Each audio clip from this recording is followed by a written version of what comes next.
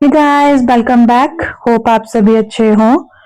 आज का हमारा टॉपिक है इस जो पीडीएफ है आप गिरिराज पत्रिका के। चलिए उसके क्वेश्चंस को देखते हैं।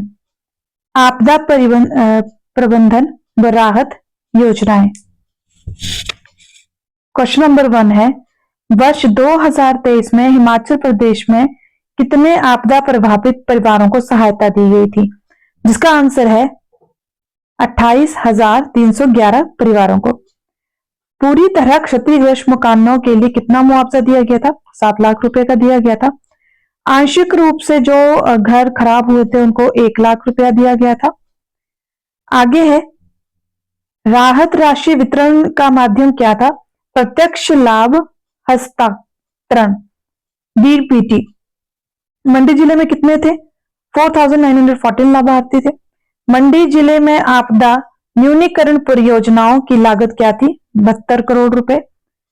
मधु मंडो पहल किससे संबंधित है? ये मधुमक्खी पालन और शहद विपणन से संबंधित है। सीएसआर के अंतर्गत मौसम रोधी आश्रय स्थल बनाए गए हैं 57। This is the most important question. CSR आपदा प्रभावित परिवारों को आजीविका के लिए किस पालन को बढ़ावा दिया गया है? मधुमक्खी पालन को। मंडी जिले में अब तक कितनी राहत राशि वितरण की जा चुकी है? 14.46 करोड़ रुपए। गाय के दूध का क्रय मूल्य इस टाइम 51 रुपीज पर लीटर कर दिया गया है और भैंस के दूध का 61 पर लीटर जो है वो किया गया है। सरकार किन फसलों की प्राकृतिक खेती की खरीदारी कर रही है? वो है आपके मक्का, गेहूं, धान, जौ, कच्ची हल्दी। ये 5 ही हैं टोटल जिनके ऊपर जो है वो प्राकृतिक खेती के ऊपर जो है वो ध्यान दिया जा रहा है। किसान की आय को बढ़ाने के लिए कौन सी खेती? प्राकृतिक खेती। ग्रामीण अर्थव्यवस्था को मजबूत करने का मुख्य उद्देश्य क्या है? किसानों की आय बढ़ाना। शहद का विपणन किस ब्रांड नाम से किया जाएगा? हिम इरा मंडो के नाम से किया जाएगा। आपदा प्रभावित क्षेत्रों में आजीविका के लिए कौन सी योजनाएं लागू की गई है? मधुमक्खी पालन योजना। किसान को सहायता राशि दी जा रही है वित्तीय सहायता और परीक्षण के माध्यम से। प्राकृतिक खेती का क्या लाभ है? कम लागत और अधिक शुद्ध उत्पादन। ग्रामीण आत्मनिर्भर को बनाने के लिए कृषि और पशुपालन पे ज्यादा फोकस किया जा रहा है। नेक्स्ट है, उद्योग के लिए कौन सी प्रणाली लागू की गई है? सिंगल विंडो सिस्टम लगाया गया है। बिजनेस रिफॉर्म एक्शन प्लान 2024 में भारत को हिमाचल को क्या दर्जा दिया गया था? टॉप अचीवर स्टेट इसे बोला गया था। हिमाचल प्रदेश में कितने प्रतिशत अंक प्राप्त किए? 98%। एमएसएमई नीति किस वर्ष लागू की गई थी? 2013। स्टार्टअप नीति 2022। निवेश को आकर्षित करने का मुख्य उद्देश्य रोजगार सृजन। औद्योगिक अनुमति की डिजिटलकरण का उद्देश्य पारदर्शिता और त्वरित सेवा। राज्य में कितने से अधिक सेवाएं ऑनलाइन उपलब्ध है? 150 से अधिक। यह औद्योगिक सम्मान किस द्वारा प्रदान किया गया है? केंद्रीय वाणिज्य और उद्योग मंत्रालय। उद्योग नीति का अंतिम लक्ष्य क्या है? आर्थिक विकास।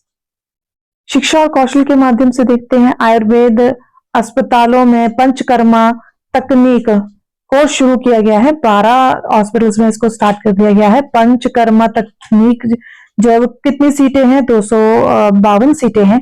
पहले इस कोर्स की कितने सीटें थी? That one is 36। अब पंचकर्मा के ऊपर ध्यान दिया जा रहा है। This is most important question कि टोटल आपके जो है वो 12 ही कॉलेजेस हैं एंड 252 सीट्स एंड 36 पहले थी। पंचकर्मा 1 साल का ये जो है वो कोर्स रहता है। सीबीएसई पाठ्यक्रम को क्यों लागू किया जा रहा है? गुणवत्ता शिक्षा के लिए। कितने स्कूलों में सीबीएसई संबंधित किया गया है? 45 स्कूल्स को इसमें अभी तक डाल दिया गया है। ई बोर्डिंग स्कूल समग्र शिक्षा विकास का पार्ट है। स्मार्ट क्लासरूम का लाभ आधुनिक शिक्षा का इंपॉर्टेंट हिस्सा है। शिक्षा क्षेत्र में सुधार के लक्ष्य क्या है? राष्ट्रीय स्तर पर बेहतर रैंकिंग। आपदा प्रभावित स्कूलों के लिए क्या किया गया है? मुरम्मत और पुनर्निर्माण। ओलंपिक स्वर्ण पदक विजेता कितने पुरस्कार दी जा रही है? 5 करोड़ रुपए। रजत पदक के लिए 3 करोड़ रुपए। कांस्य पदक के लिए 2 करोड़ रुपए दिए जा रहे हैं। राज्य में खेलों को बढ़ावा देने का उद्देश्य युवाओं को नशा मुक्त करना है। प्रधानमंत्री युवा खेल प्रोत्साहन योजना का उद्देश्य क्या है? खेल प्रतिभा को बढ़ावा देना। प्रत्येक विधानसभा क्षेत्र में क्या बनाया जाएगा? एक खेल मैदान बनाया जाएगा। खेलों के लिए कितनी राशि आवंटित की गई है? 38 करोड़ रुपए। खिलाड़ियों के लिए कौन सी सुविधा दी जा रही है? यात्रा भत्ता दिया जा रहा है उनको। उत्कृष्ट खिलाड़ियों के लिए क्या आरक्षण? 3% खेल कोटा। राज्य का लक्ष्य क्या है? खेलों में अग्रणी राज्य बनना। चिल्ड्रन ऑफ द स्टेट के तहत कितने बच्चों को अपनाया गया है? 6000 बच्चों को। विधवा पेंशन योजना 1500 रुपए। बेटी जन्म उपहार योजना 51,000 रुपए की राशि इसमें दी जाती है।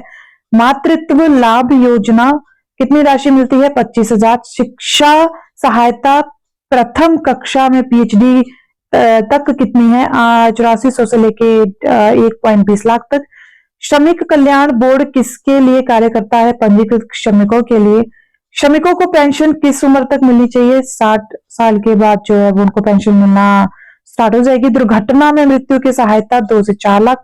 मानसिक रूप से दिव्यांग बच्चों के लिए 20,000 रुपए की वार्षिक सहायता। इन योजनाओं का मुख्य उद्देश्य क्या है? सामाजिक सुधार। सिंगल विंडो प्रणाली का उद्देश्य क्या है? त्वरित सेवा। राज्य सरकार पारदर्शिता क्यों बढ़ा रही है? सुशासन के लिए डिजिटल सेवाओं का लाभ क्या है? समय की बचत। निवेशकों को सुविधा देने का लक्ष्य क्या है? उद्योग वृद्धि करना। आपदा राहत में CSR की क्या भूमिका है? वित्तीय सहायता। राज्य सरकार आत्मनिर्भर पर क्यों जोर दे रही है? आर्थिक मजबूती के लिए। शिक्षा व स्वास्थ्य में सुधार के क्या उद्देश्य हैं? जीवन स्तर सुधार। औद्योगिक विकास में क्या बढ़ रहा है? रोजगार। सरकार की प्राथमिकता क्या है? जनता का कल्याण। सभी योजनाओं का समग्र लक्ष्य क्या है? समावेश विकास।